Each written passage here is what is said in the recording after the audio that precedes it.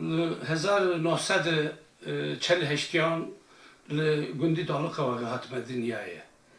داله کواغ گرده یه سارزه گرده یه قیصریه.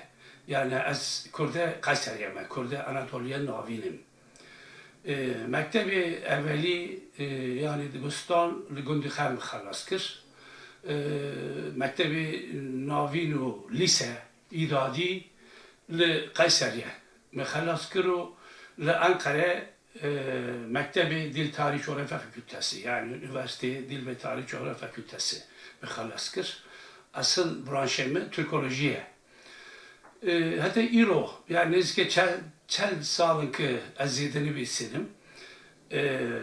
Şugul yemine evveli, nivisuaremin kitabemine evveli, liser Türkoloji bun. Başta liser Kurdoloji şugulim.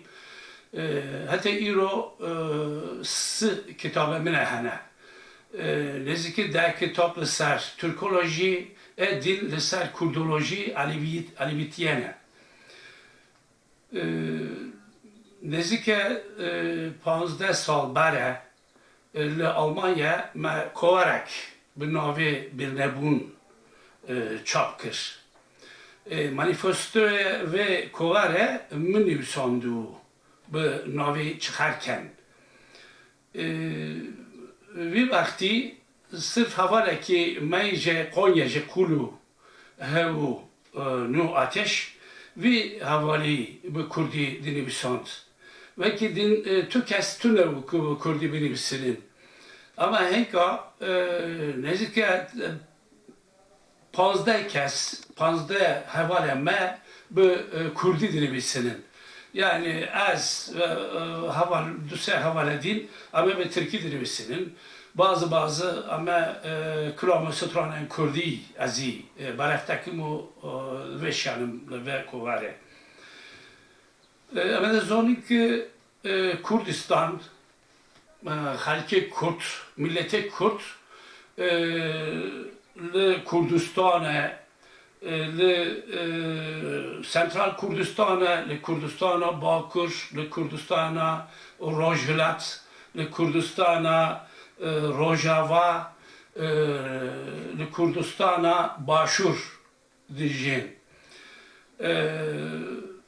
Kurde dini li Anatoliya navîn li Khorasanê li Elbruzê dijin.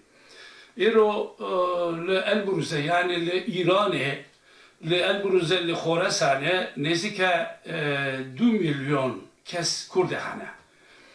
Disa li Anatoliya navîn li Ankara dorbari Ankara, li dorbari Konya, li Kırşehir'e, li Kayseri'ye hayli Kurde dijil düsa. Sonrası Gredoya Kayseri li navînê Anatoliya navîn li Kurdistan'e yani li navîn von kıtan Preka Kurdana. Li Kayseri'yi, li Henduri Kayseri'ye euro çend hezar nizanım yani çend hezar kesene halki Kurdan. Disa devçar günde sarze hene. 5 günde Gredoye Azizye, Pınarbaşı'ya hene günde Kurdan. Disa 6 günde Gredoye Develiye, navi bare everek bu. Develiye hene. Zaten nezike seset günde antitorosun jehire mera literatura rojava antitoros daven antitoros yani antitoros gotun Maraş kısmen Adana, kısmen Antep, kısmen Adıyaman yani Semsur, kısmen Malatya, kısmen Sivas, kısmen Kayseri tabi Hildirihe. Sebebi de kitabak nüvisandu çend salon bare. Zaten av kitabak ave navu bir nebun, kovara bir nebun navu ya av kitabı navu. هندرو و کتاب ده که نزدیک 300 گنده کرده هنه Anatolia sırf nece Anatolia Novin, je anti-Torosun. Mesela Almanya kitap ve şandına etnik grup in de Türkay. Türkiye'de etnik gruplar bu navi Türkiye. Yani Türkiye grup etnik. Bir navi kitap ve şandına do nüviskare Alman. Dve kitabı da sırf de günde Kürden Alevi hane. Lehele anti-Torosun, lehele Maraşe.